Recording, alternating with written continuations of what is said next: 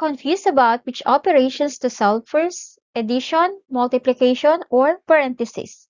Don't worry. In this video, we'll break down the order of operations step by step using GMDAS to help you solve math problems the right way every time.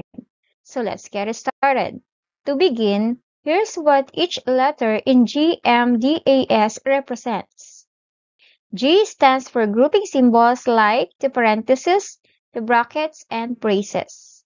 M stands for multiplication, D stands for division, A stands for addition, and S stands for subtraction. Note that multiply and divide from left to right, whichever comes first. Same for add and subtract.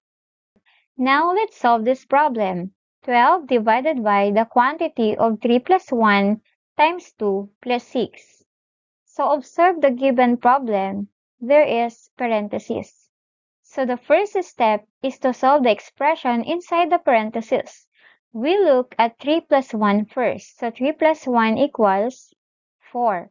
So the expression becomes 12 divided by 4 times 2 plus 6. And for the step number 2, we perform multiplication and division from left to right. So we now do 12 divided by 4 first. So 12 divided by 4 equals 3 times 2 plus 6.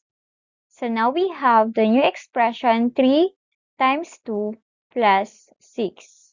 Now do 3 times 2. 3 times 2 equals 6. And then for the final step, perform addition. So 6 plus 6 equals 12. So the final answer is 12.